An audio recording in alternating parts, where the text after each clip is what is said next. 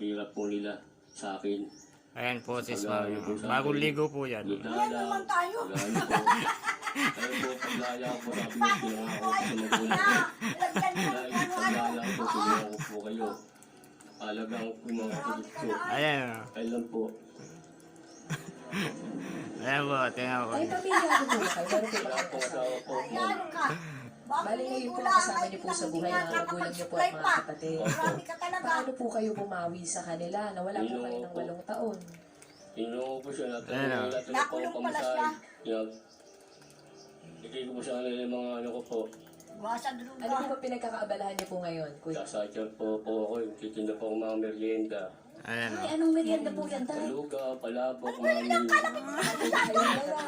Para pong gawa niyo lang po yan. Opo. May kalapit. Ay, ito po.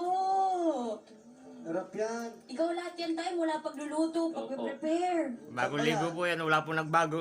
Parang bats pares, ha? Ito, sir. Bukas, Holy Tuesday. Ay talaga yung pagbago. Kailangan ka talaga. Dati pa rin ang yun.